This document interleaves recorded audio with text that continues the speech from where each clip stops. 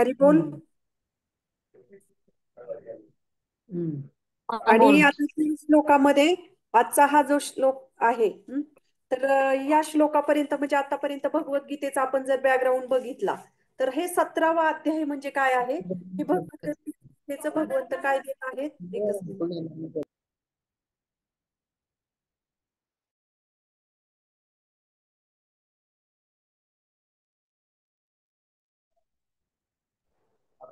हरी बोल. हरी बोल, आता सुरू कर. हम्म. तर कशा पद्धतीने आपण बघू शकतो की आता 17वा अध्याय आणि त्यातला हा 57 श्लोक, आणि आतापर्यंत आपण भगवद्गीतेमध्ये आपण हे मागचे जे सगळे काही अध्याय बघितले, तर ह्या सगळ्याचा हा अध्याय म्हणजे एक सार रूपाने भगवंत सांगत आहेत. जसं आपण पूर्वी बघितलं की ज्ञानयोग बघितला, ध्यानयोग बघितला, कर्मयोग बघितला. त्याच्यामध्ये आपण भगवंतांची शक्ती, विभूती योग म्हणजे भगवंतांचे काय ऐश्वर्य आहेत ते बघितलं, भगवंतांची प्रकृती, त्याच्यामध्ये आत्मा, परमात्मा, असं सगळं वेगवेगळ्या विषयांवरच आपण चर्चा केलेली आहे. आणि आता हा अध्याय जो आहे, हं, हा 18वा अध्याय जो आहे, यातला हा आजचा जो श्लोक आहे, तो आपल्याला भगवंतांच्या चरणी आपलं जीवन कसं समर्पित करायचं हे शिकवत आहे. की जसं कसं आपण एखादं म्हणजे एखादा विषय असेल किंवा एखादं आता जसं जसं आज लेक्चर देते मी, किंवा कुठला क्लास असेल दुसरा कुठल्याही विषयाचा, म्हणजे असं काही नाही की आध्यात्मिकच. अगोदर आपण कसं सांगतो, थोडंसं एका पहिल्या स्टेपवर सांगतो, मग नंतर त्याचं अजून स्पष्टीकरण सांगतो, अजून उदाहरणासहित स्पष्टीकरण सांगतो, आणि संपूर्ण ती गोष्ट, तो क्लास पूर्ण झाल्यानंतर सार रूपाने एक टेक्स्ट मेसेज असतो. तो मेसेज आपण काहीतरी देतो त्याच्यामध्ये, म्हणजे त्याचा काहीतरी म्हणजे त्या जो विषय आहे त्या विषयाला अनुसरून एक सार रूपामध्ये ते वाक्य सांगितलं जातं. अगदी तसंच आता हा जो अध्याय आहे आणि ह्या अध्यायातला हा आजचा श्लोक आज आपण जो बघणार आहोत, तर हा अध्याय आणि हा श्लोक आपल्याला ह्या सगळ्या गोष्टींचं सार देत आहे. आणि भगवंत इथे सांगत आहेत की आपण भगवंतांना आपलं पूर्ण जीवन कसं समर्पित करावं, तर हे भगवंत ह्या श्लोकामध्ये आपल्याला शिकवत आहेत. तर आता बघूया आपण आजच्या श्लोकाकडे की काय आहे हा श्लोक. एक मिनिट. चेतसा सर्व कर्माणि मयि संन्यस्य मत्परा बुद्धियोगो मुपाश्रित्य मच्चित्तः सततं भव. भाषांतर: सर्व कर्मामध्ये माझाच आश्रय घे आणि सदैव माझ्या संरक्षणाखाली कर्म कर. अशा भक्ती योगामध्ये पूर्णतया माझ्या भावनेने युक्त हो. म्हणजे किती भगवंत आता काय, म्हणजे आतापर्यंत आपल्याला सगळं सांगत, हे असं केल्याने ते तसं होईल, तसं केल्याने तसं होईल, तसं केल्याने तू मला शरण ये, हे कर, हे कर, हे अशा पद्धतीने सांगत आहेत. आणि इथे मात्र भगवंत काय आता सार रूपामध्ये काय सांगते, ते कर्मामध्ये माझाच आश्रय घे. म्हणजे जे काही कर्म करत आहे, त्या सर्व कर्मामध्ये माझा आश्रय घे. म्हणजे ते कर्म जे काही करत आहे माझ्या प्रित्यर्थ कर. आणि आश्रय घे, इथे काय म्हणत आहेत, आश्रय घे. भगवंत असं नाही म्हणत की माझ्यासाठी कर, भगवंत आपल्याला आश्रय घ्यायला सांगत आहेत. विचार करा, आपल्या जीवनामध्ये जर काही संकट आलं किंवा काही दुःख आलं, काही असू दे, आणि जर आपल्याला कुणी त्यावेळेस आश्रय दिला, आपली काही हतबल परिस्थिती असेल, काही त्रास झाला असेल आपल्याला, किंवा काही दुःख असेल, काहीतरी संकट आलं असेल, आणि त्या संकटामध्ये आपल्याला कुणीतरी आश्रय दिला, आपण त्याला विसरतो का हो? मग भगवंत इथे तेच सांगत आहेत की तू माझा आश्रय घे. असं नाहीये की ते कर्म केले, कर्म अर्पण केले तर भगवंत आपल्याला काय देत आहेत, हा आश्रय आपल्याला देत आहेत. आणि दुसरी गोष्ट भगवंत इथे सांगत आहेत की सदैव माझ्या संरक्षणाखाली कर्म कर. जेव्हा भगवंतांप्रित्यर्थ आपण काही जीवन जगतो, तेव्हा भगवंत पूर्णतः आपल्याला संरक्षण देतात. आणि जेव्हा अशा भावनेमध्ये, अशा भक्तियोगामध्ये भगवंत म्हणतात पूर्णतः, म्हणजे असं काही नाही की थोडंसं केलं दिवसातून कधीतरी, 4 महिन्यातून कधीतरी, असं नाही म्हणत. भगवंत म्हणतात पूर्णतया तू माझ्या भक्तियोगामध्ये, माझ्या भावनेमध्ये युक्त होऊन अशा पद्धतीने जीवन जग. तर हे भगवंत आपल्याला सांगत आहेत. म्हणजे आता अर्जुनाने आतापर्यंतच्या आपण 18व्या अध्यायापर्यंत पोहोचेपर्यंत आपण बघितलेलं आहे की अर्जुनाने आपल्या वतीने सर्व काही प्रश्न अर्जुनाचे विचारून झालेले आहेत भगवंतांना. सगळे प्रश्न विचारलेले आहेत, म्हणजे जे काही आपल्याला प्रश्न पडू शकतात ते प्रश्न अर्जुनाने विचारलेले आहेत. आणि सर्व स्पष्टीकरण पण आपल्याला सार रूपामध्ये श्रील प्रभुपाद देत आहेत. म्हणजे ही भगवद्गीता जी आहे ही विशेष का आहे, की आता आजचा श्लोक जो आहे याच्यामध्ये आपल्याला भगवंत सांगतायत की माझ्या भावनेने युक्त हो आणि सर्व कर्म माझ्या म्हणजे मला आश्रित हो, अशा पद्धतीने सांगतायत. परंतु हे कसं करायचं हे आपल्याला प्रभुपाद शिकवतात. हे आपल्याला सगळ्यांनाच माहित आहे की आतापर्यंत हे तात्पर्यामध्ये कसे प्रभुपादांनी खोल अर्थ दिलेले आहेत. तसं या श्लोकामध्ये सुद्धा श्रील प्रभुपाद तात्पर्यामध्ये सार तत्व आपल्याला देत आहेत की कशा पद्धतीने आपण भगवंतांना शरण गेलं पाहिजे. आणि आता नुकतीच आपली आपण बघितलं की डिसेंबर महिन्यामध्ये बुक मॅरेथॉन झालं, भगवद्गीता वितरित करण्याचा तो महिना. सगळ्या भक्तांनी त्याच्यामध्ये उत्साहाने भाग घेतला. तर हे भगवद्गीता वितरित करताना ना बऱ्याच वेळाला जे भक्त गीता वितरित करतात तर त्यांना ते अनुभव येत असतील. काही काही लोक म्हणतात की अहो आमच्याकडे आहे भगवद्गीता. म्हणजे इस्कॉनची काही काय आता प्रत्येकाकडे असते पण काहींकडे नसते. मग ते सांगतात की आहे आमच्याकडे भगवद्गीता आहे. भले ती इस्कॉनची नसेल परंतु आहे. परंतु ह्या भगवद्गीतेचं हे महत्व आहे. कारण आपण ह्या भगवद्गीतेला का तेवढं महत्व देतो? की जसं बरेच लोक म्हणतात तुमचे इस्कॉनवाले ना तुम्ही तसंच म्हणणार, तुम्ही इस्कॉनचीच भगवद्गीता म्हणा, दुसरी भगवद्गीता ती भगवद्गीताच आहे ना. परंतु श्रील प्रभुपादांची ही कृपा आहे की आज आपल्याला सार रूपामध्ये सगळ्या गोष्टी भगवंत जे काही बोलतायत ते समजून सांगण्यासाठी कुणीतरी लागतं. जसं घरामध्ये जर मुलगा एखाद्या गोष्टीचा हट्ट करत असेल, मुलगा असेल मुलगी असेल कुणी, आणि आईला ते समजतंय की हे त्याच्यासाठी करणं चुकीचं आहे आणि वडील रागवतायत, वडील एकदम रागावून सांगतायत. परंतु आई तिथं काय करेल? आई मध्यस्थी करेल आणि आई दोघांच्या मधला बॅलन्स करेल, समतोल साधेल आणि तीच गोष्ट ती मुलाला समजावून सांगेल. मग अगदी तसं जोपर्यंत ती गोष्ट योग्य असते परंतु ती गोष्ट आपल्याला योग्य शिकवणीद्वारे आपल्यापर्यंत पोहोचत नाही तोपर्यंत ती आपल्याला समजू शकत नाही. म्हणून भगवद्गीता जरी आपल्या घरी असेल परंतु ती श्रील प्रभुपादांची भगवद्गीता नसेल तर त्यातलं सार आणि तत्व ते आपल्याला कधीच समजू शकत नाही. म्हणून हे या भगवद्गीतेचं हे महत्व आहे. तर मैत्रिणींनो, ही आपली खरंच खूप म्हणजे काय सांगू की खरंच ही भगवद्गीता समजून घेण्यासाठी आपण खूप म्हणजे समजून उमजून आपल्या जीवनामध्ये ती उतरवण्यासाठी खूप खरंच प्रामाणिकपणे प्रयत्न केला पाहिजे. कारण आपल्याला इतकं रेडीमेड ह्या गोष्टी मिळालेल्या आहेत आणि ह्याचा हा पुरावा आहे की जसं आता अनेक भगवद्गीता दुसऱ्याही भरपूर लोकांनी लिहिलेल्या आहेत. परंतु ही भगवद्गीता जी आहे या जगात या भगवद्गीतेने पूर्ण कृष्ण भावनेचा प्रचार केलेला आहे. जगाच्या कुठल्याही भागात तुम्ही जा की जिथे इस्कॉनचे भक्त, असं नाही होणार की तिथे भगवद्गीता भेटणार नाही, भक्त दिसणार नाहीत. कुठल्याही जगाच्या पाठीवर जा तर हा त्याचा पुरावा आहे की ही प्रभुपादांनी दिलेली जी तात्पर्य आहेत ती प्रामाणिक, त्याच्यामध्ये कुठलं प्लस पण केलेलं नाही, कुठलं मायनस पण केलेलं नाही. जे गुरु शिष्य परंपरेद्वारे आलेलं आहे ते आपल्याला दिलेलं आहे.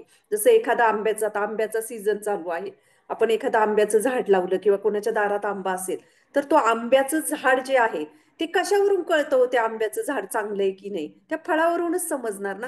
आंबा जर गोड असेल तर आपण आंब्याचं झाड चांगलं आहे, तो आंबा चांगला आहे. म्हणजे अगदी तसंच त्या फळावरून त्याची परीक्षा होते. तसं ह्या भगवद्गीतेची परीक्षा सुद्धा आपण याच्यावरून करू शकतो की ही एकमेव भगवद्गीता आहे, ती पूर्ण जगामध्ये तिचा प्रचार केलेला आहे. आणि आजचा हा श्लोक इतका सुंदर श्लोक आहे आणि त्या श्लोकाचं तात्पर्य आपण शेवट बघूया की प्रभुपाद कसं सार रूपामध्ये आपल्याला किती गहन आणि खोल अर्थ याच्यामध्ये देत आहेत. म्हणून ह्या भगवद्गीतेचं आपण काय केलं पाहिजे? पठन केलं पाहिजे. आणि नुसतंच पठन नाही तर ते समजून घेऊन जीवनामध्ये आपल्या एक जरी श्लोक आपण आपल्या जीवनामध्ये उतरवला आणि एक जरी श्लोक आपण जगलो ना आपल्या जीवनामध्ये, आपल्या अनंत जन्मांची पाप काय होऊ शकतात? आपली नष्ट होऊ शकतात. तर आता बऱ्याच जणांना भगवद्गीता घरात असते, जशी आहे तशी आपण म्हणतो की जसं आता कुरुक्षेत्र जे आहे, कुरुक्षेत्राच्या रणभूमीवर भगवद्गीता सांगितली. बरेच लोकांना त्याची उत्सुकता असते की अरे कुरुक्षेत्रावर भगवद्गीता सांगितली. कितीतरी लोक ती स्थान बघायला जातात, ते ठिकाण की या ठिकाणी भगवंतांनी भगवद्गीता सांगितली. म्हणजे तिथे ते बघायला जातील परंतु घरात असलेली भगवद्गीता मात्र आपण उचकत नाही, की ती उघडून बघत नाही की त्या भगवद्गीतेमध्ये काय सांगितलेलं आहे. ती बघ, तिथे आपण पैसे हजारो रुपये खर्च करून जातो परंतु घरात असलेली भगवद्गीता आपण हे करत नाही. विचार करा, ही जी भगवद्गीता आहे भगवंतांच्या मुखातून आलेली आहे. जसं आपण कालच्या ह्याच्यामध्ये बघितलं की गंगेचं महात्म्य आपण काल बघितलं. तर ही गंगा कशी अवतीर्ण झाली पृथ्वीवर? तर ही गंगा म्हणजे काय आहे? वामन देवांचं म्हणजे भगवंतांचं चरणांपासून चरणांचा स्पर्श होऊन आलेलं ते चरणामृत आहे. मग आता विचार करा, ती सगळ्या जगाला पावन करणारी अशी गंगा आहे, ते भगवंतांचं चरणामृत आहे, ती इतकी पवित्र आहे. आणि ती भगवंतांच्या चरणांपासून आली असल्यामुळे आपल्याला ती चरणामृत म्हणून आपण ते हे करतो. तिच्यामध्ये आपली पाप धुवून जातील म्हणून आपण स्नान करतो. म्हणजे इतकी पवित्र आहे ही गंगा.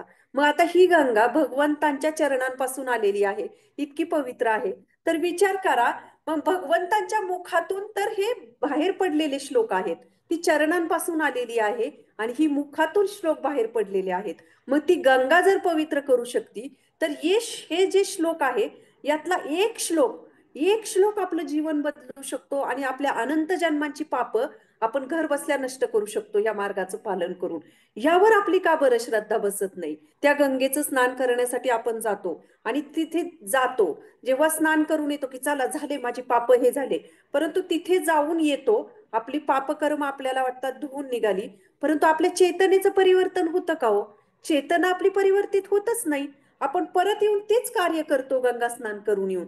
परंतु ही जी भगवद्गीता आहे, ही भगवंतांच्या मुखातून आलेले जे श्लोक आहेत, हे काय करतात? आपल्या चेतनेचं परिवर्तन करतात, आपल्या हृदयाचं परिवर्तन करतात. म्हणून भगवद्गीतेमध्ये हा जो श्लोक आलेला आहे, भगवंत सांगत आहेत की तू माझा आश्रय घे, माझ्या संरक्षणाखाली कार्य कर. मग आपला का बरं याच्यावर विश्वास बसत नाही पटकन? का श्रद्धा बसत नाही? का श्रद्धा निर्माण होत नाही आपल्यामध्ये? कारण आपला ना काय आहे ना, कुठेतरी आपला ना ह्या गोष्टींवर काय आहे, विश्वास नाहीये आपला. विश्वास असल्यावर आपण पटकन कसं म्हणतो ना, डोळे झाकून आपण हे करतो की ठीक आहे आमचा तुमच्यावर विश्वास आहे, असं आपण म्हणतो ना. एखाद्याने आपल्याला काही सांगितलं किंवा असं करा तसं करा, ह्याच्यातून तुम्हाला काही नुकसान होणार नाही असं कोणी सांगितलं, तर आपण काय म्हणतो? हो, आमचा तुमच्यावर विश्वास आहे, चला आम्ही तुमच्यावर विश्वास ठेवून करतो. आपण भगवंतांवर का विश्वास ठेवत नाही? कारण आपली ती श्रद्धा नाहीये भगवंतांवरची. म्हणून आपण हा एक जरी श्लोक, एक जरी शब्द आपल्या जीवनामध्ये आपल्याला जर समजला, तरी आपल्या जीवनाच्या अनंत जन्माची पाप काय होऊ शकतात? आपली नष्ट होऊ शकतात. भगवंत म्हणतायत, आता या ठिकाणी भगवंत काय म्हणतायत? सर्व कर्म मला अर्पण कर. आता बऱ्याच जणांना वाटेल की अरे कर्म अर्पण कर म्हणजे आता एखादा चोर पण असेल आणि चुकीच्या गोष्टी पण आपण काही करतो, की आपण म्हणतो की चला भगवंतांनी सांगितलंय ना कर्म अर्पण करा, ठीक आहे. भगवंतांनी कर्म अर्पण कर, मी जे काही कार्य करतोय ते मी भगवंतांना, ठीक आहे बाबा, भगवंतांना अर्पण कर. मग कोणी काही चुकीचं पण कार्य करेल, कुणी एखादा चोर आहे, तो चोर जाऊन म्हणेल मंदिरात जाईल, भगवंतांचं दर्शन घेईल, भगवंतांना दंडवत घालेल, काही 10 पैसे 10 रुपये काय त्याच्याकडे त्याच्या ह्याच्याप्रमाणे असेल त्या दानपेटीत टाकेल आणि प्रार्थना करेल की माझ्या कार्यामध्ये मला यश येऊ दे, आणि म्हणेल दिलं मी ते भगवंतांना कर्म अर्पण केलं. मग असं आहे का चुकी? मग अशा पद्धतीने तर कोणी कुठलंही चुकीचं कर्म भगवंतांना अर्पण करेल. परंतु भगवंत हे सांगत नाहीत आपल्याला. भगवंत कुठलंही कर्म अर्पण, तर भगवंत काय सांगत आहेत? भक्ती योगामधलं कर्म, भक्ती योगामध्ये पूर्णतया माझ्या भावनेने युक्त हो. भक्ती योग म्हणजे काय? की जे भक्ती म्हणजे जे भगवंतांवर आपण प्रेम करतो ते कर्म, त्याला अनुसरून आपण केलेल्या कृती. जसं माझं भगवंतांवर प्रेम आहे, आपलं भगवंतांवर कुणाचं प्रेम म्हणजे सगळ्यांचंच, म्हणजे कुणी असं समजा आता माझं प्रेम आहे भगवंतां, चला मी कुकिंग करेल भगवंतांसाठी, मी हार बनवल भगवंतात, म्हणजे ही जी चेतना आहे त्याला म्हणतात भक्ती योग. आणि भगवंत आपल्याला हे सांगत आहेत की ह्या भक्ती योगामध्ये अशा पद्धतीचे कर्म अर्पण कर. नाहीतर कोणी म्हणेल, त्यामुळे भगवद्गीतेचा तो एक अपप्रचार केला जातो की भगवद्गीतेत सांगितले आम्हाला कर्म अर्पण करा, मला कर्म अर्पण करा. पण कर्म अर्पण करा म्हणजे अरे कर्म कुठले अर्पण करायचे आहेत? तर हे भगवंत आपल्याला ह्या श्लोकामध्ये शिकवत आहेत की आपण कुठली कर्म अर्पण केली पाहिजेत. परंतु कसं आहे ना, आपल्याला ना सगळ्या गोष्टींसाठी उत्साह आहे. कलियुगाचा हा गुणधर्मच आहे ना, की आपण मंदबुद्धी आहोत, अल्पायुष्य आहोत आणि सगळ्यात महत्वाचा आळशी आहोत. आता कोणाला वाटेल आपण आळशी आहोत? आपल्याला एखाद्याला वाटेल आम्ही तर सगळं करतो की उत्साहाने सगळे कर्तव्य करतोय, कुठं काय पैसा कमवायचा, हे करायचं ते करायचं, सगळं सगळं काही करतोय. परंतु आपण आळशी कुठे आहोत? आपण आध्यात्मिक जीवनासाठी आळशी आहोत. आपल्याला ते जीवन नको आहे. जर कोणी अर्धा तास आपल्याला लेक्चर ऐकायला किंवा एखादं म्हटलं ही माळ करा 10 मिनिटं जप करा, आपलं मन त्याच्यामध्ये लागणार नाही. आपल्याला कीर्तन, भगवंतांचं कीर्तन आपल्या कानाला गोड वाटणार नाही. एखादं पिक्चर मधलं, सिनेमा मधलं गाणं ना पटकन आपलं तोंड पाठ होऊन जातं. परंतु एखादा श्लोक बघा बरं, प्रयत्न करा श्लोक पाठ करण्याचा. साधी एखादी मराठीतून जरी त्याचं तात्पर्य जरी म्हटलं, श्लोक तर लांब राहू दे, किंवा एखादं भजन असेल, आपलं किती वेळात पाठ होतं होते? अजिबात पाठ होणार नाही. पण एखादं सिनेमाचं गाणं पटकन पाठ होऊ शकतं. म्हणजे हे असं का? ह्या अशा पद्धतीचं हे आपलं जीवन आहे, आणि अशा पद्धतीचं आपण आळशी जीवन जगत आहोत. आणि ही इथे आपल्याला आळशी तर आहोतच, आणि दुसरी गोष्ट म्हणजे आपल्याला कुठल्या गोष्टीचं विस्मरण आहे. मग अशा याच्यामध्ये, अशा विस्मरणामध्ये आपण कुठल्याही, दुसरी गोष्ट म्हणजे आपण कुठल्याही दृष्टीने सुरक्षित नाहीये तिथे. म्हणजे सुरक्षित म्हणजे आपल्याला आपलं ठीक आहे, माझा बंगला झाला, मी बँक बॅलन्स बँकेत टाकले, माझ्याकडे सगळं काही आहे, माझं सेटल झालेलं आहे, माझी मुलं सेटल झालेली आहेत, मला काहीच टेन्शन नाही. असं होतं का हो? हे जरी बाह्य दृष्टीने, भौतिक दृष्टीने जरी असलं, तरी आपल्या जीवनामध्ये संकट येत नाहीत का? कुठलेही संकट, दुःख हे न सांगता येतात. त्याला आपल्याला बोलवावं लागत नाही. मग अशा परिस्थितीमध्ये भगवंत इथे म्हणत आहेत की तू, मी तुझं रक्षण करेल. मी हे वचन देत आहे, तू भक्ती मार्गाचं पालन केलं तर मी तुझं रक्षण करेल आणि तुला आश्रय देईल. हे भगवंत आपल्याला इथे शिकवत आहेत. आणि आपण ह्या कलियुगातले इतके असे जीव आहोत की भगवंतांनी इतकं आपल्याला साधं सोपं करून ठेवलेलं आहे की कर्म भगवंतांचं फक्त नाम घ्यायचं आहे आणि भगवंतांच्या प्रित्यर्थ जीवन, त्या भावनेमध्ये जीवन जगायचं आहे. एवढंच आपल्याला करायचं आहे. कलियुगामध्ये असं म्हणतात की सत्ययुगामध्ये वगैरे नुसते विचार जरी पापमय चुकीचा विचार आला तरी त्याची रिॲक्शन भेटायची, लगेच त्याचं पाप लागायचं. आणि आता असं आहे कलियुगामध्ये की एखादं चांगलं जरी कर्म, की अरे मला ना भगवंतांसाठी आज मला खरंच काहीतरी कुकिंग करावं असं वाटतंय, पण मी नाही जाऊ शकत, किंवा माझ्याकडे काही म्हणजे काही खरोखर समस्या आहेत, पण माझी इच्छा खरोखर आहे तशी, तर त्याचं फळ लगेच भगवंत आपल्याला देतात.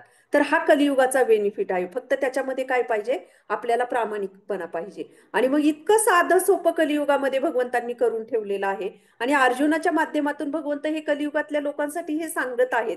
मग एवढे सगळे चॅलेंज आहेत आपले कलियुगामध्ये. आळशी आहोत, अल्पायुष्य आहोत, विस्मरण आहे, आयुष्यामध्ये कधी आयुष्य आपला मृत्यू येईल हे आपण सांगू शकत नाही. सगळ्या गोष्टी ज्या आहेत त्या सगळ्या काय आहेत? पूर्ण अवलंबून आहोत आपण. आपल्या हातात काहीच नाहीये. आणि अशा याच्यामध्ये, परिस्थितीमध्ये भगवंत म्हणतायत की माझा आश्रय घे. म्हणजे आपण परम भगवंतांचा तो आश्रय घेतला पाहिजे. आपण मात्र काय करतोय? इकडे इकडे इकडे इकडे इकडे शोधत असतोय.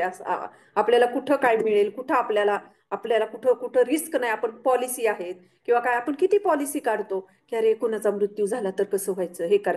पण आपण आपले आयुष्याची पॉलिसी आहे का हो कुठं, की आयुष्य आपल्याला मृत्यू होणार नाही याची पॉलिसी कोण काढून देऊ शकतो? आणि त्याचा आपण कधीच विचार करत नाही. आपण या जन्माचा विचार करतो, पण अरे अरे मला मृत्यू आल्यानंतर पुढच्या जन्मात माझं काय, त्याचा आपण कधी विचार करत नाही. तर त्याची पॉलिसी आपण खरं तर काढली पाहिजे. आणि ती आहे भगवद्गीता, की जे आपल्याला शिकवतात की आपल्याला भगवंत, की कसं आपण या जन्मामध्येच भगवंतांची भक्ती प्राप्त करून भगवत धामात, भगवंतांची प्राप्ती करून, म्हणजे भगवंतांचा जेव्हा आश्रय प्राप्त होतो तर साहजिकच आपल्याला भगवंतांची प्राप्ती होते.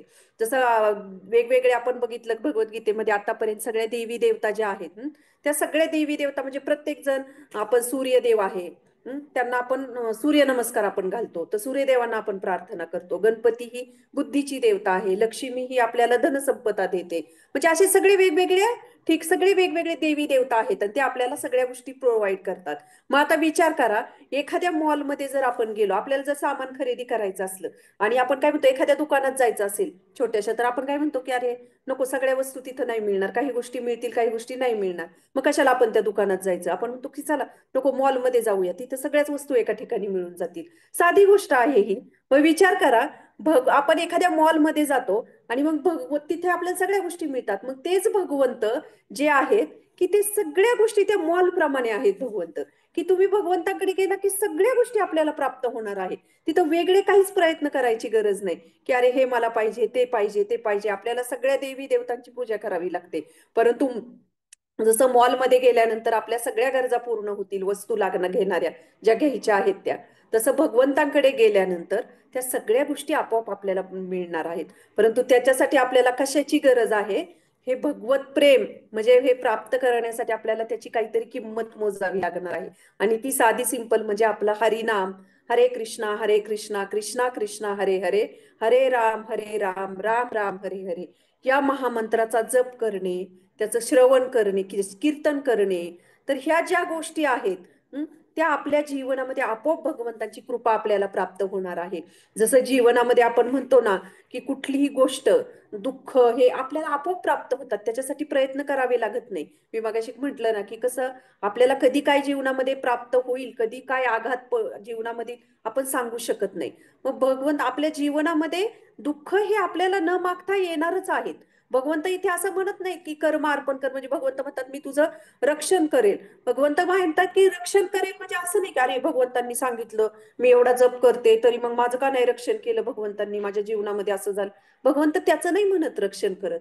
भगवंत म्हणतात की तुझ्या आध्यात्मिकतेचं, तुझ्या चेतनेचं, आध्यात्मिक जीवनाचं मी रक्षण करेल, हे भगवंत सांगतायत. भगवंत असं नाही म्हणत की अरे आता मला माझा मोबाईल, मग माझा मोबाईल साधा आहे, मला चांगला मोबाईल पाहिजे, मला चांगले, आता मी फ्लॅटमध्ये राहते, मला चांगला बंगला पाहिजे, मोठी गाडी पाहिजे, मग हे पाहिजे, मग माझ्याकडल्या मला मला कुठलं नुकसान न होऊ दे, माझ्या जीवनामध्ये अचानक काही आर्थिक लॉस आला तर भगवंतांसाठी मी किती करते, असं भगवंत म्हणत नाही. ते आपल्या आपल्या कर्माने आपल्याला मिळतंय. परंतु भगवंत म्हणत आहेत मी रक्षण कशाचं करेल, मी तुझं रक्षण जे आहे तुझ्या आध्यात्मिक जीवनाचं रक्षण करेल. ही हा विश्वास भगवंत आपल्याला देतात. आणि आपण मात्र नकळतपणे काय म्हणतो की माझ्या जीवनाचं भगवंत रक्षण करतील. तर ज्या आपल्या जीवनामध्ये ज्या काही घटना घडतात त्या आपल्या कर्मानुसार आपल्याला प्राप्त होतात. परंतु भगवंत मात्र आपल्या आध्यात्मिक जीवनाचं रक्षण हे नेहमीच करत असतात. आणि हे भगवंत आपल्याला म्हणतात की मला शरण आल्यानंतर मी हे संरक्षण तुला देईन. आणि ह्याच्यासाठी आपल्याला किती साधं सिंपल आपल्याला भगवंतांनी दिलेलं आहे की आपल्याला भगवंतांकडे आकर्षित व्हायचं आहे, भगवंतांच्या चरण कमलांकडे. जसं त्या मॉल प्रमाणे आहेत भगवंत, इकडे इकडे याचं कर, त्याचं कर, त्याचं कर. याच्यापेक्षा आपण एकाच ठिकाणी आपली प्रामाणिकता, आपली शरणागती आपण जेव्हा भगवंतांप्रती देतो, तेव्हा मग भगवंत आपल्याला देतात सगळ्या गोष्टी. आपल्याला तिथं चेतना देतात. की जसं आता आपल्याला एखादा उदाहरण देते की आपल्याला फोटो काढायचा असेल, एखाद्या सेलिब्रिटीज असतील किंवा एखादा फिल्म स्टार असेल, कुणी असेल सेलिब्रिटीज, त्यांच्या बरोबर आपल्या फोटो, आपण कसं लाईन लागती ना तिथे त्यांच्या पुढे जाईल, अरे आपला पण त्यांच्या बरोबर फोटो निघावा आपला का त्या फोटोला महत्व आहे? आपण तर आपला असा फोटो काढून नाही करू शकत. त्या फोटोला काही व्हॅल्यू आहे का? काही किंमत आहे का? फक्त ती सेलिब्रिटीज आहेत, त्यांच्यापाशी फोटो काढला तर आपल्या त्या फोटोला काहीतरी किंमत आहे किंवा ते बघणाऱ्याचा तो दृष्टिकोन असतो. कारण त्या व्यक्तीला काहीतरी व्हॅल्यू आहे त्याच्यामध्ये, त्याला काहीतरी प्रसिद्धी आहे. मग तसं तशाच पद्धतीने श्रीकृष्ण आहेत. आपण जेव्हा श्रीकृष्णांशी जोडले जाऊ आणि श्रीकृष्णांची भक्ती करू, श्रीकृष्णांच्या या हरिनाम हे जे आहे हरे कृष्णा महामंत्र जो आहे याचा आश्रय घेऊ, तेव्हा आपल्या जीवनाला सुद्धा काहीतरी किंमत प्राप्त होणार आहे. तरच आपल्या जीवनाला काहीतरी व्हॅल्यू असणार आहे. नाहीतर आपल्या जीवनामध्ये भगवंतांना जर मायनस केलं, हरिनामाला जर मायनस केलं, तर आपलं जीवन हे काय होणार आहे? पूर्णतः झिरो असणार आहे. काही म्हणजे ते कुत्र्या मांजरांप्रमाणे आपण म्हणू शकतो. शास्त्र सांगतं की जर जिथे भगवत भक्ती नाही, जिथे हरिनाम नाही, जिथे भगवंतांचा आश्रय आपण घेतलेला नाही, तर ते जीवन कुत्र्या मांजराप्रमाणे आहे. म्हणून आपल्याला भगवंतांपाशी जाऊन, वर भगवंतांच्या चरणांपाशी जाऊन जायचं आहे. आणि तिथे जेव्हा तो आपण, ते भगवंत ते सेलिब्रिटीज आहेत, आणि जेव्हा तिथे आपण जातो तेव्हा आपल्या जीवनाला सुद्धा काहीतरी अर्थ प्राप्त होऊ शकतो. आणि साध्या सोपं हरिनाम, हरे कृष्णा महामंत्राच्या या जपाने आपल्या जीवनामध्ये काय होऊ शकतो? हा बदल होऊ शकतो. इतकं साधं सोपं आहे की भगवंत फक्त आपल्याला काही वेळ द्यायचा आहे, ती थोडासा वेळ तो आपल्याला काय करायचा आहे? भगवंतांना आपल्याला समर्पित करायचा आहे. आणि या महामंत्रासाठी, या महामंत्राने कित्येक जणांचं आयुष्य बदललेलं आहे, जीवन बदललेलं आहे. हे कधी कळेल आपल्याला? की जेव्हा आपण त्या हरिनामाचा आश्रय घेऊ, की चला ठीक आहे आता मी जप करायला घेतलं, माझी काही त्याच्यावर श्रद्धा नाहीये, परंतु मी करते, सांगितलंय म्हणून ती प्रोसेस करणं महत्वाचं आहे. आणि जेव्हा ती प्रोसेस आपण करत राहू, तेव्हा भगवंत आपल्यामध्ये काय करतील? हळूहळू ती श्रद्धा निर्माण करतील. की जसं गंगेच्या पाण्याने आपल्याला सांगावं लागतं का गंगेत जाऊन डुबकी मारायची? फक्त ते आपण किती आवडीने करतो. 1000 रुपये खर्च करून जाणार तिथे, गंगेमध्ये स्नान करणार, किती समाधान वाटतं आपल्याला. अरे गंगेमध्ये स्नान केलं, झालं, पाप फिटले, इतकं पवित्र झालो आपण. हे का आपल्याला वाटतं? कारण आपली श्रद्धा आहे तिथे. पाप जात आहेत ना तिथे, काहीतरी म्हणजे माझ्यातलं काहीतरी वाईट निघून जातंय ना, ते पाप कुणाच्या तरी भार जातोय ना कोणावर तरी. परंतु हे भगवद्गीतेचा जो श्लोक आहे, तो तो श्लोक आणि त्या श्लोकामध्ये भगवंतांनी दिलेलं जे साधन आहे हरिनाम, त्याच्यावर आपला का बरं विश्वास बसत नाही? की हा हरे कृष्णा महामंत्र माझं जीवन परिवर्तित करू शकतो, हे आपल्यावर का, आपला का विश्वास बसत नाही? भगवंतांच्या मुखातून आलेली ही वाणी आहे, विचार करा. जी भगवंतांच्या चरणातून आलेली गंगा, त्याच्यावर आपला विश्वास आहे. आणि मग भगवंताच्या मुखातून आलेला हा जो श्लोक आहे, तो आपला जीवन परिवर्तन करू शकतो, ही आपली श्रद्धा त्याच्यावर काय आहे, जेव्हा आपण हरे कृष्णा महामंत्राचा नाम जप करू तेव्हा ती श्रद्धा निर्माण होईल. कारण श्रद्धा, मी आजच सकाळी परमपूज्य राधानाथ महाराज यांच्या लेक्चरमधील काही नोट्स आपल्या बारामतीतील राधानाथ डिसॅपल्स ग्रुपवर शेअर केल्या होत्या. त्याच्यात महाराज तेच सांगत होते की इतकं सुंदर, म्हणजे खरंच जे आपले मी लिंक पण पाठवलेली आहे, नक्की सगळ्यांनी तो लेक्चर ऐकण्याचा प्रयत्न करा. की इतकं सुंदर महाराज सांगतात की आपली श्रद्धा, आपली चेतना, ह्या गोष्टी आपल्याला अशा सहज मिळत नाहीत, तर त्या वैष्णवांच्या संघात मिळतात, प्रामाणिक भक्तांच्या सेवेद्वारे मिळतात. तर अशा प्रामाणिक भक्तांच्या संघामध्ये राहून आपली ती श्रद्धा निर्माण होते. आणि जेव्हा अशा प्रामाणिक आपण भक्तांची सेवा करतो, वरिष्ठ भक्तांची असेल, तर ती श्रद्धा आपल्यामध्ये येते. हे भगवंतांचे काय असतात, आपल्याला आशीर्वाद असतात. आणि त्या भक्ताच्या द्वारे ती कृपा भगवंत आपल्यावर करत असतात. परंतु तो ती श्रद्धा निर्माण होण्यासाठी, ते हरिनामावर श्रद्धा निर्माण होण्यासाठी आपण भक्तांचा संग नक्कीच घेतला पाहिजे. आणि ही प्रोसेस जी आहे त्याच्यावर आपण काय केला पाहिजे, विश्वास ठेवला पाहिजे. आपली श्रद्धा निर्माण का होत नाही लवकर, आपला विश्वास का बसत नाही की भगवंत मला आश्रय देतील, भगवंत मला संरक्षण देतील. जसं आता एखाद्या शेतातलं पीक आपण जाळलं, किंवा एखादं, आता गुलछडी होती बघा कुमुदवन मध्ये बारामती मंदिरातील इस्कॉनच्या, तर ती गुलछडीची कंद काढले ना, फार जळून गेले तरी त्यात थोडं कुठं पाणी दिलं की ते लगेच हिरवं होतं. किंवा ऊस असेल, ऊस जर पूर्ण जाळून टाकला आणि तरी त्याला तिथे कुठंतरी त्याचं कांड पडलेलं असेल, कुठं काय असेल, तर त्याला थोडं पाऊस आला कुठं ती लगेच त्याला पालवी फुटती.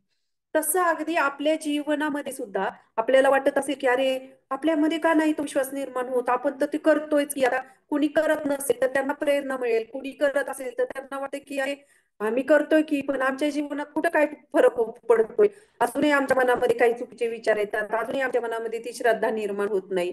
अगदी कसं आहे ना, ते पीक कसं जळून गेलं तरी त्याला कुठेतरी परत पालवी फुटते पाण्याचा स्पर्श झाला. तसं आपल्या जीवनामध्ये सुद्धा काय आहे, आपले जरी काही पाप कर्म जळाले तरी आपली ती आतली मशीन चालूच असती अनर्थांची. ती पाप जरी जळाले ना, ती मशीन चालूच राहते. थोड्या वेळाने भले का काही का होईना, त्याला कुठेतरी थोडी हुंकर मिळाली की ते पाप कर्म परत आपलं वर येतं. तर ती अनर्थांची ती आतली जी मशीन आहे ना, ती 24 तास चालू, तर त्याच्याशी आपला खरा संघर्ष आहे. तर त्याप्रमाणे आपले पण अनर्थ असे अधूनमधून वरती डोकावत असतात. परंतु त्या प्रोसेसने आपण जातो की नाही, चला, माझं नाही हे, माझी तेवढं मन लागत नाही त्या हरिनामामध्ये, पण मी ते करत राहील कारण ते सांगितलं आहे. तर तसं मी करत राहील, मी माझे कर्म भगवंतांना अर्पण करेल, मी हरिनाम घेईल, मी भगवंतांचाच आश्रय घेईल. या भावनेने आपण जेव्हा करत राहतो तेव्हा भगवंत खऱ्या अर्थाने आनंदित होतात. आणि आपण जे करतो, आपल्याला बऱ्याच वेळा वाटतं की अरे, भगवंतांना आनंद देण्यासाठी करतो. आता जर अर्धा तास दिला आपण हरिनाम घेतलं तर याच्यात फायदा कोणाचा आहे, आपलाच आहे ना. आपली पापं नष्ट होतात, भगवंतांना आनंद देतो आपण, बरोबर आहे. पण भगवंत कोण आहेत, परम आनंद घन आहेत. भगवंतांना आपण आनंद दिला नाही म्हणून भगवंत आनंदी होणार नाहीत असं नाहीये. परंतु आपल्या शुद्धीकरणासाठी भगवंतांनी हा मार्ग दिलेला आहे. आणि आपल्याला भगवंतांच्याकडे, भगवंतांच्या चरण कमलांकडे आकर्षित करण्यासाठी भगवंतांनी हे दिलेलं आहे. आणि एकदा का त्याची आपल्याला गोडी निर्माण झाली आणि तो एकदा गोडवा चाखला, आपण आपले संत जे आहेत, जे वारकरी संप्रदायाचे असतील, आपल्या मध्वगौडीय संप्रदायामध्ये जे आचार्य होऊन गेलेले आहेत, त्यांचेही उदाहरण आपण बघू शकतो की त्यांना काहीतरी गोडी निर्माण झाल्याशिवाय का ते एवढ्या संकटांना सामोरे जात पण ते करत होते. की जसं भगवद्गीतेचा प्रचार करायचा आहे, एखादं भगवद्गीता असेल, कुठला भगवंतांच्या नामाचा प्रचार असेल, ते प्रचार करणं एवढं सहज असतं का हो? अपमान सोसावे लागतात कितीतरी. आपण ह्यांचं नित्यानंद प्रभूंचंच उदाहरण बघतो, जगाई माधाईचं, कशा पद्धतीने त्यांना सामोरं जावं लागलं. तसं समाजामध्ये कृष्ण भावना, प्रचार, हरिनाम याच्यासाठी एवढं चांगलं वातावरण आहे का? कुणी अपमान करतं, कोणाला एकदम कुत्सितपणे बोलतं, कुणी निग्लेक्ट करतं, कुणी प्रोग्रामला आपण त्यांना 2-3 वेळा फोन, हो येतो येतो येतो, म्हणजे ते आपल्याला फक्त गोड बोलतात आणि मनात म्हणतात की काय फक्त हो म्हणायचं कशाला. म्हणजे अशा पद्धतीने कुठेतरी ते अपमानास्पद आपल्याला वाटतं. मग अशा ठिकाणी सुद्धा वैष्णव प्रचार करतात, कारण त्यांना ते करत राहतात, त्यात त्यांना काहीतरी आनंद प्राप्त होतो ना. जर आनंद जर प्राप्त झाला नसता तर ही गोष्ट केलीच नसती.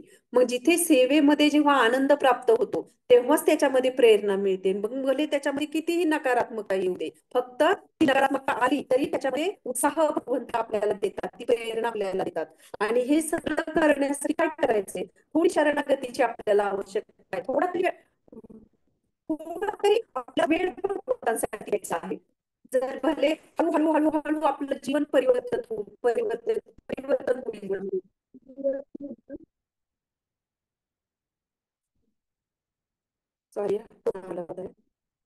एखादा फॅन आहे, आता फॅन लावलाय,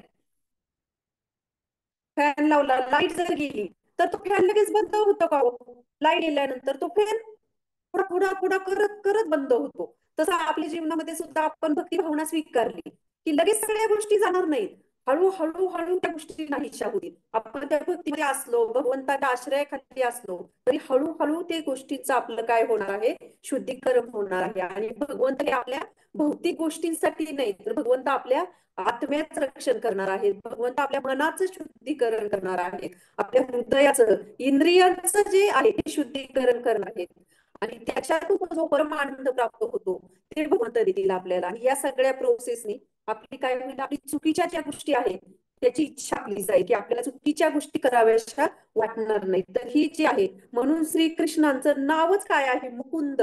मुकुंद जे मुक्ती प्रदाते आहेत ती कोणीच करू शकत नाही भगवान श्रीकृष्णांशिवाय. आणि ते असे हे मुक्ती प्रदाते जे सर्वश्रेष्ठ गोष्ट आपल्याला देऊ शकतात, असे हे आपले परमपिता. त्यांच्याकडे आपण न मागता मात्र आपण छोट्या छोट्या छोट्या छोट्या गोष्टींसाठी इतरांकडे मागतो. म्हणून ही भगवद्गीता ही आपल्याला ही शिकवण देत आहे की कशा पद्धतीने आपण भगवंतांची शरणागती स्वीकारली पाहिजे. आणि म्हणून भगवद्गीतेला काय म्हटलेलं आहे की सर्व शास्त्रांचं ते काय आहे, सार आहे. याच भगवद्गीतेच्या पहिल्या काही पानांमध्ये एक श्लोक आहे शंकराचार्यांचा की ते म्हणतात ना, आपण म्हणतो ना सर्व शास्त्रांचं सार म्हणजे ही सर्व वेद शास्त्र याचं सार म्हणजे भगवद्गीता आहे. तर शंकराचार्य खूप छान श्लोक आहे की सर्व गाव दोघा गोपाल नंदना पार्थो वत्सा सुधीर भोगता दुग्धम गीतामृतम म्हणता. म्हणजे सर्व उपनिषदांचे सार ही भगवद्गीता एका गायीप्रमाणे आहे. आणि गोपाल म्हणून विख्यात असलेले श्रीकृष्ण तिचे दूध काढत आहेत आणि अर्जुन ह्या वासराप्रमाणे आहेत. आणि ते दूध प्राशन करणारे त्यांचे शुद्ध भक्त आहेत. मग अर्जुनाच्या माध्यमातून भगवंत आपल्याला, म्हणजे कसं म्हणतात ना, अर्जुनाला माध्यम वापरलं आणि त्याच्यातून ती भगवद्गीता बाहेर पडली. तर ह्या सर्व शास्त्रांचं सार भगवद्गीतेमध्ये दिलेलं आहे. काय असं नाही, असं नाही, सगळ्या प्रश्नांची उत्तर आपल्याला भगवंत इथे देत आहे. आणि याच्या श्लोकामध्ये तर भगवंत सरळ स्पष्टपणे सांगत आहेत की मी तुला आश्रय देईल, माझ्या संरक्षणाखाली तू सगळं कर, मी तुला कृष्ण भावनेमध्ये युक्त हो. हे भगवंत आश्रय देत आहेत, आपल्याला सांगत आहेत की तू पूर्णतः माझ्यामध्ये रममान हो. मग ही भक्ती जी आहे ही जर हे आपल्याला सगळ्या गोष्टींचं सार आपल्याला ही भगवद्गीता शिकवते. परंतु काय आहे की आपल्याला ती श्रद्धा निर्माण होण्यासाठी आपल्याला कुठेतरी भक्ती मार्गाचं पालन करावं लागणार आहे. आणि त्याच्यातली ही प्राथमिक प्रोसेस जी आहे की छोटासा एक अर्धा तास आपण भगवंतांसाठी द्यायचा आहे. एक अर्धा तास थोडस भगवद्गीतेचं वाचन आपण करायचं आहे. आणि अशा पद्धतीने आपले जे काही भक्तिमय कार्य आहेत, शास्त्राध्ययन, हरिनाम, थोडा भगवंतांचं जप, भगवंतांसाठी आपण काहीतरी सेवा केली पाहिजे, त्यांच्यासाठी हार, म्हणजे असं काही जे काही छोट्या छोट्या गोष्टी वाटणाऱ्या त्या भगवंतांना किती प्रिय आहेत. आणि छोटाच म्हणजे असा काय आपल्याला दिवस पूर्ण द्यायचा नाही की अर्ध इथे आपण कर्मामध्ये माझा आश्रय घेईल, म्हणजे याचा अर्थ असा अरे आता काही नाही, मला सगळं सोडून द्यायचंय, अजिबात भगवंत सांगत नाहीत. कलियुगामधले जीव आहेत त्यामुळे भगवंत आपल्याला आपले चॅलेंज आता काय असू शकतात ते बघूनच आपल्याला ते वरदान पण तसे मिळालेले आहेत. की जसं मी म्हटल्याप्रमाणे की कसं तुम्ही छोटस जरी काही मनामध्ये आणली भक्ती भावना, एखादी भक्तिमय ऍक्टिव्हिटी काही कारणांनी ती करता येत नसेल तर त्याची सुद्धा कृपा आपल्याला भगवंत देतात. म्हणून आपल्याला थोडासा प्रयत्न करायला पाहिजे आणि थोडासा आपल्याला यामध्ये थोडे संकट येतील, थोडा त्रास होईल, थोडे कष्ट पडतील, परंतु आपण आपला प्रयत्न काय केला पाहिजे, प्रयत्न आपण सोडून दिला नाही पाहिजे, तर आपण प्रयत्न करत राहिले पाहिजे. आणि म्हणून इथे आपण बघू शकतो की भगवंत या ठिकाणी म्हणतात की संरक्षण देतो, आश्रय देतो. जसं भगवंत त्याच्या भक्तांना आपण बघितलं की अर्जुनाला सुद्धा जेव्हा अर्जुन भ्रमित झाले तेव्हा अर्जुनाला भगवंतांनी मार्गदर्शन केलं, सोडून दिलं नाही. प्रल्हादाच्या जीवनामध्ये संकट आले तेव्हा प्रल्हादाचं संरक्षण केलं. कुंती महाराणींच्या ह्याच्या जीवनामध्ये आपण बघू शकतो की त्या म्हणतात की आम्हाला भगवंतांनी आश्रय दिलेला आहे पाची पांडवांच्या जीवनामध्ये. म्हणजे भगवंत त्यांच्या भक्तांना ते असंच सोडत नाही. आपण बघतो की बाकीचे वेगवेगळे शास्त्रांमध्ये उदाहरण असतात जे हजार वर्ष तपश्चर्या करतात, कुठं त्यांचं कुठेतरी पतन होतं, काहीतरी घडतं त्याच्या जीवनामध्ये. परंतु भगवंत जे आहेत त्याच्या भक्तांना आश्रय देण्यासाठी ते कधीच हे होत नाहीत, कधीच चुकत नाहीत. अच्युत त्यांचं नाव आहे. अच्युत म्हणजे जे च्युत म्हणजे जे त्यांच्या भक्तांवर प्रेम करण्यासाठी, त्यांना संरक्षण देण्यासाठी ते कधीच चुकत नाही. म्हणून आपण केलं पाहिजे की आपण थोडासा श्रद्धा ठेवून त्या हरिनामाचा जप आपण केला पाहिजे. हरे कृष्ण प्रयत्न करूया की एक माळ करत असते तर 3 माळ नाही, मी आज 3 माळा करेन, मी हळूहळू 4 माळा करेन, मी दर एकादशीला 1 माळ वाढेल. जेव्हा हा हरिकृष्ण महामंत्र आपण जप करू तेव्हा आपोआपच आपल्या जीवनामध्ये आपल्या चैतन्यामध्ये परिवर्तन होईल. आणि जेव्हा ते परिवर्तन होतं तेव्हा आपोआप आपले जे काही कर्म करतो, जे काही ऍक्टिव्हिटीज करतो, ते आपोआप आपण भगवंतांना केंद्रित ठेवून करू. आणि जेव्हा अशा पद्धतीने हे कर्म करत राहू तेव्हा भगवंत म्हणतात की माझ्या धामाची माझी प्राप्ती त्या जीवाला होऊ शकते. तर हा ह्या श्लोकाचा एकत्रित अर्थ आहे. खूप सुंदर श्लोक आहे, मी खूप skip म्हणजे केला आता. तर प्रयत्न करूया. सगळ्यांना विनंती आहे की हा श्लोक म्हणजे खरंच सार आहे याचं. आणि आपण थोडस हरिनामात हरे कृष्णा कृष्णा कृष्णा हरे हरे, हरे राम राम राम हरे हरे या महामंत्राचा जप प्रत्येक जण. आज आपण फक्त ऐकतोय, परंतु ऐकून आपलं ठीक आहे, ऐकून आपल्याला थोडंफार ज्ञान प्राप्त होईल, परंतु आपलं शुद्धीकरण जे होईल ते फक्त आपण या हरिनामाच्या जपानीच होणार आहे, या महामंत्राच्या जपाने. तर याला आपण थोडस आपल्या जीवनामध्ये एक म्हणतात ना, आपल्या जीवनामध्ये कशा प्रायोरिटी असतात ना, याला आपण सगळ्यात लास्टची प्रायोरिटी आपण कुठे देतो. आता एखादा प्रोग्राम असेल भगवद्गीतेचा, गीता कोर्स असेल किंवा काय असेल, तर आपण काय म्हणतो आपल्या जीवन आपल्या घरामध्ये किंवा आपल्या काही असेल एखादं इमर्जन्सी कार्यक्रम वगैरे, तर आपण काय म्हणतो त्याला वेळ मिळाला तर येतो, त्याला वेळ मिळाला तर येतो. का करतो आपण तसं? तर आपल्याला वेळ का मिळत नाही? कारण आपल्या जीवनामध्ये त्याला प्रायोरिटी नाहीये. तसं आपण जर ठरवलं की ह्या हरे कृष्ण महामंत्राच्या माळा मी रोज 3-4 माळा मी जप करणार म्हणजे करणारच, त्याच्यानंतर बाकीच्या माझ्या गोष्टी. बघा, जेव्हा अशी प्रायोरिटी आपण भगवंतांना आपल्या जीवनामध्ये देतो, मग भगवंत आपल्याला त्याच्या रोजच्या त्या दिवसामध्ये प्रायोरिटी देतात. अरे हा भक्त मला प्राधान्य देतो त्याच्या जीवनामध्ये, मग मला पण त्याला प्राधान्य दिलं पाहिजे. पण आपण जर जसं आपल्याला जर कोणी किंमत दिली आपल्या जीवनामध्ये, आपल्याला कोणी रिस्पेक्ट केला, कोणी आदर केला, कोणी महत्व दिलं, तर ते आपोआप आपल्याला त्या व्यक्तीचं आपल्या जीवनातील स्थान काय होतं, त्या स्तरावर जातं. मग इथे तसंच आहे ना, जर भगवंतांना आपण ते स्थान दिलं नाही तर भगवंतही आपल्याकडे बघणार नाही. पण आपण ठरवलं की नाही, माझ्या जीवनामध्ये आधी रोजचा दिवस माझा उगवला की मी पहिल्या माझ्या माळा करेल, पहिले मी 4 माळा तरी करेल, मी जे काही असतील माझ्या रोजच्या, तेव्हा भगवंत बघतील अरे अरे हा जीव माझा ते काही होते त्याच्या जीवनामध्ये पहिली टार्गेट आहे. भगवंत पण आपलं छान आपल्या दिवसाचं नियोजन करतात, आपल्या आयुष्याचं नियोजन करतात, की जेणेकरून आपल्या आध्यात्मिक ज्या काही क्रिया आहेत त्या आपल्याला करण्यासाठी वेळही मिळेल, उत्साहही मिळेल आणि प्रेरणाही मिळेल. तर अशा पद्धतीने आज आपण बघितलं आजच्या श्लोकावर. तर याच्यावर काही कुणाला प्रश्न असतील तर विचारू शकता, नाहीतर मग आपण थांबूया. दीपा माताजी, तुम्ही होस्ट आहात. हे सेटिंग चेंज करताय का? पुढचा पण खूप सुंदर श्लोक आहे. पुढच्या श्लोकामध्ये पण भगवंत म्हणतात की जर तू माझ्या भावनेने युक्त झालास तर माझ्या कृपेने तू बद्ध जीवनातील सर्व संकटे पार कर.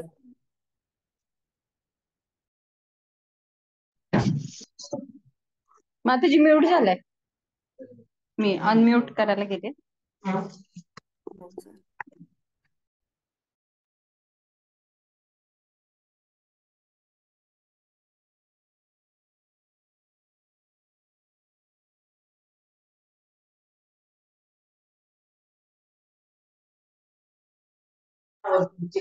हरी बोल. काय काय आवाज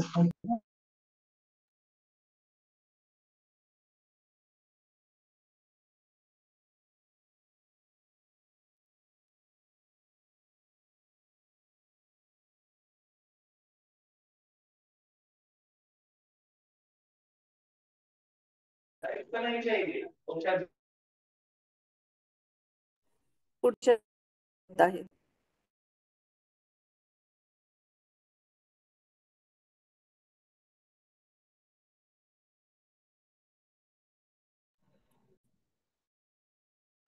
प्रश्न आहेत का?